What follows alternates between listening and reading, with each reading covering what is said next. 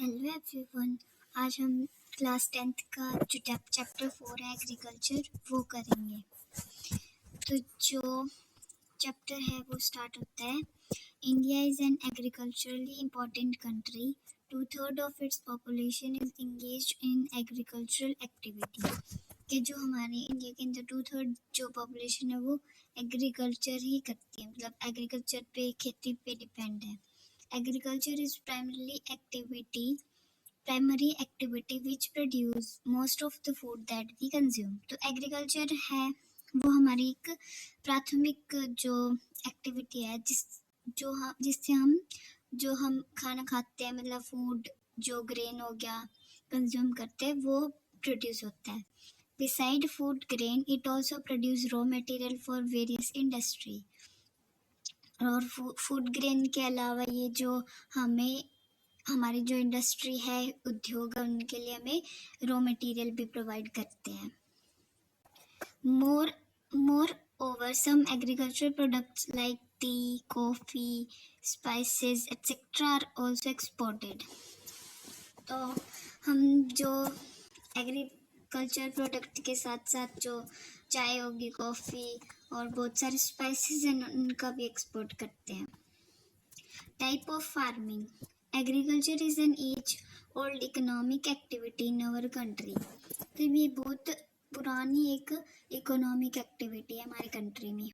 Over these years, cultivation methods have changed significantly depending upon the characteristic of physical environment, technological know-how and socio-cultural practices। तो जो agriculture time के साथ साथ technology change हुई, physical जो environment change हुआ, उसके साथ साथ एग्रीकल्चर में भी बहुत चेंजेस आए। Farming varies from subsistence to commercial type. और फार्मिंग है वो सब्सिस्टेंस से कमर्शियल में से शिफ्ट होने लगी।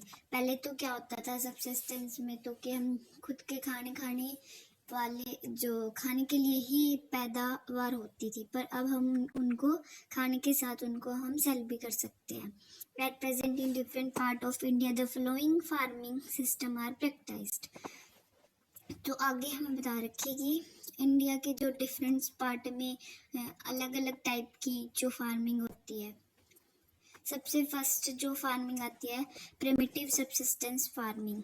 This type of farming is still practised in few pockets of India. ये जो कुछ जगह ऐसी है जहाँ ये अभी भी की जा रही है। Primitive subsistence agriculture is practiced on small patches of land with the help of primitive tools like hoe, doy and digging sticks। मतलब पुराने जो टूल्स हैं उनके साथ जो ये फार्मिंग की जा रही है। फैमिली जो है वो लेबर का काम करती है इस एक्टिविटी में। This type of farming depends upon monsoon, natural fertility of the soil, suitability of other environmental condition to the crops grown. और ये फार्मिंग है वो बारिश पे डिपेंड करती है, और जो सॉइल की नेचुरल फर्टिलिटी है ना उसके ऊपर डिपेंड करती है कि हमारी जो मिट्टी है वो कितनी उपजाऊ है। It is a slash and burn agriculture. इसको हम स्लैश और बर्न एग्रीकल्चर भी बोलते हैं। क्यों बोलते हैं? क्योंकि farmers clear a patch of land and produce cereals and other food crops to sustain their family। When the soil fertility decrease, the farmer shift and clear a fresh patch of land for cultivation। जैसे एक बार तो उन्होंने वहाँ पे खेती कर ली, उसके बाद में क्या होता है, सॉइल की फर्टिलिटी रिगेन हो जाए ना, उसके लिए वो उस एरिया को जो जला के उस एरिया को छोड़ के चले जाते हैं और आगे जो एरिया है उसको साफ करते हैं ताकि वो प्रोडक्शन कर सके, एग्रीकल्चरल क्रॉप ग्रो कर सके। This type of shifting allow nature to replenish the fertility of the soil. तो इसकी वजह से क्या है कि सोयल की जो फर्टिलिटी है वो रिगेन हो जाती है थ्रू नेचुरल प्रोसेस, जो हमारे प्राकृतिक जो प्रोसेस है उसके through. Land productivity in this type of agriculture is low as the farmer does not use fertiliser और other modern input.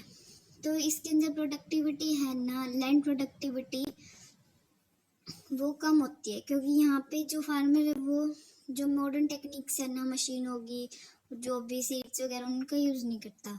It is known by different names in different parts of the country. इसको अलग अलग नाम से जाना जाता है अलग अलग कंट्रीज़ के अंदर।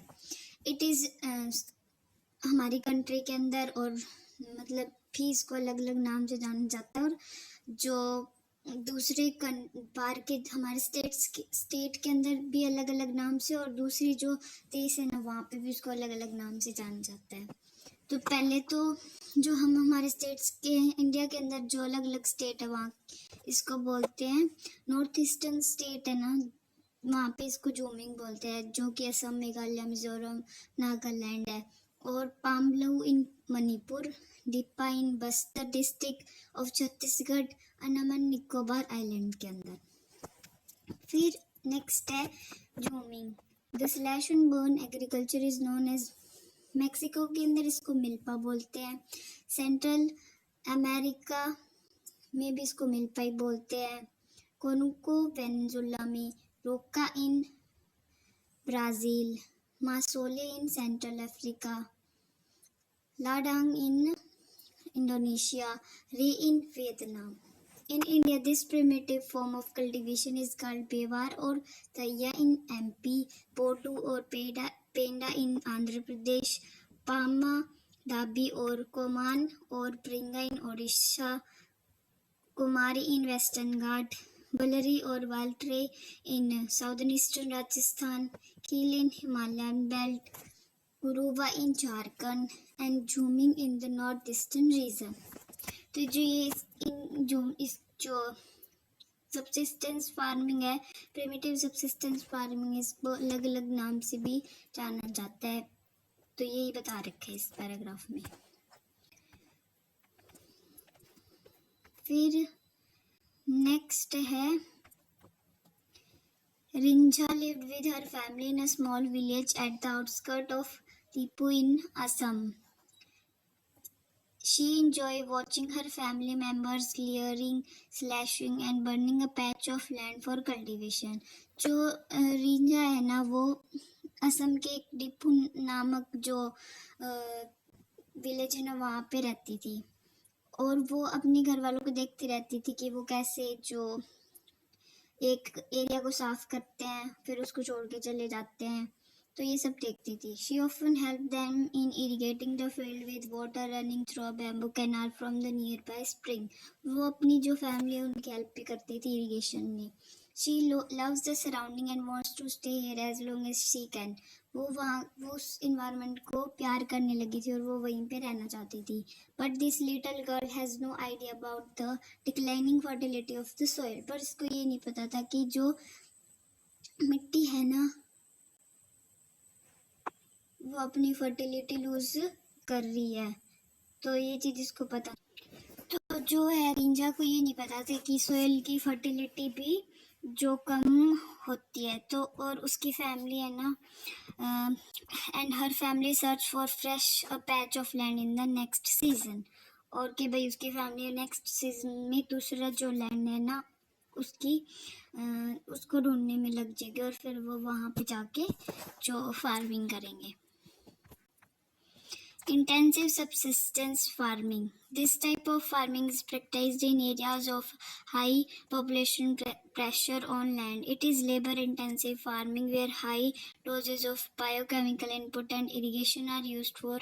जो ये है ना intensive subsistence farming है वो जो मतलब कि जहाँ पे पॉपुलेशन ज़्यादा हो और जहाँ लेबर की हमें ज़्यादा ज़रूरत हो ना वहाँ पे ज़्यादा प्रैक्टिस की जाती है इंटेंसिव सबसिस्टेंस फार्मिंग की। नेक्स्ट, और जहाँ पे मतलब कि हम इरिगेशन का यूज़ करते हैं ताकि हमें हायर प्रोडक्शन हो सके, बायोकेमिकल का यूज़ करते हैं। नेक्स्ट फार्मिंग आती है commercial farming. The main characteristic of this type of farming is the use of higher doses of modern input, जो HIV seeds का chemical fertilizer, insecticide, pesticide, ताकि हम higher productivity gain कर सकें।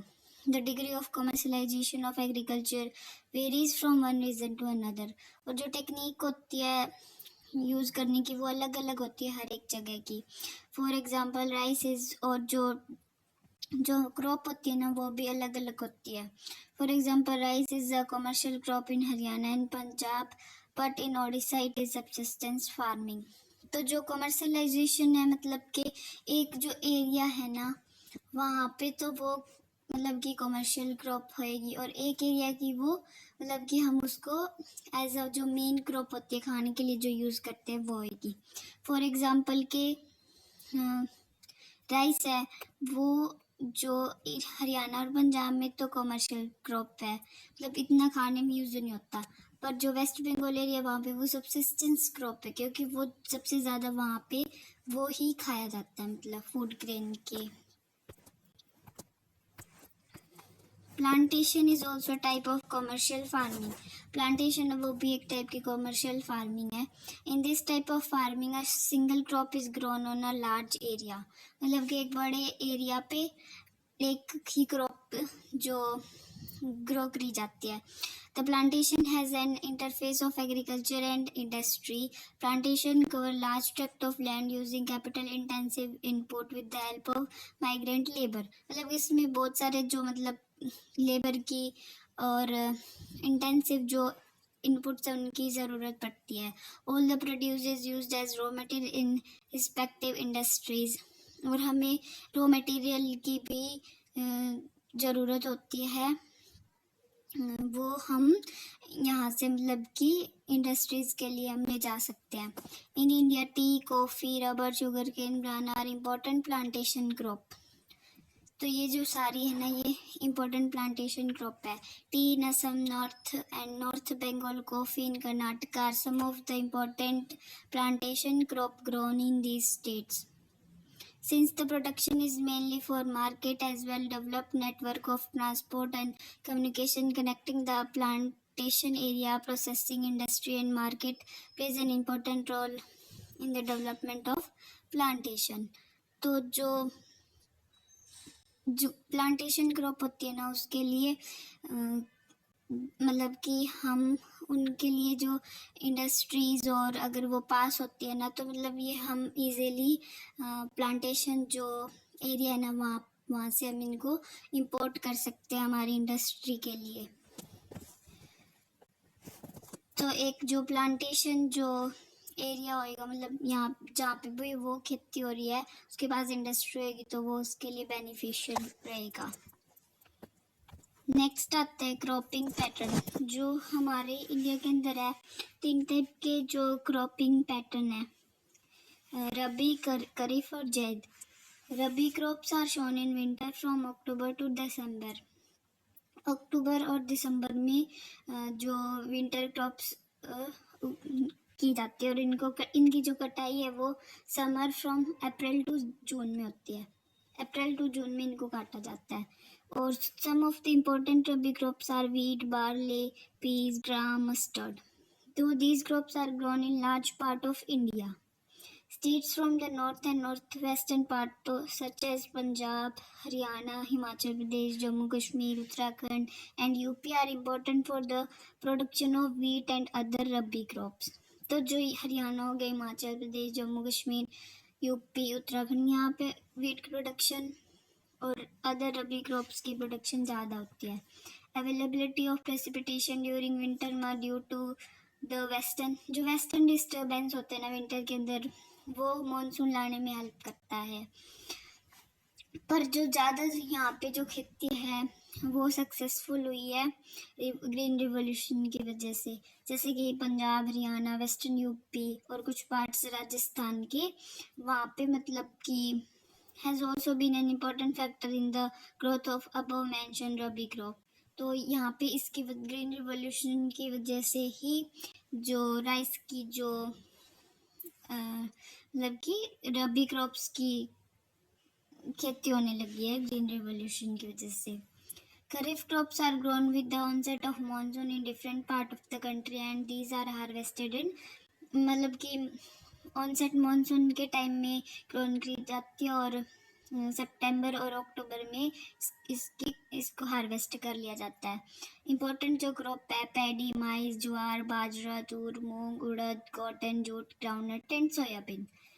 और मेजर जो स्टेट्स है वो Assam, waste Bengal, coastal region of Orissa, Andhra Pradesh, Telangana, Tamil Nadu, Kerala, Maharashtra, और जो मेनली है Konkan coast along with the UP, Bihar Recently, paddy has also become an important crop of Punjab and Haryana.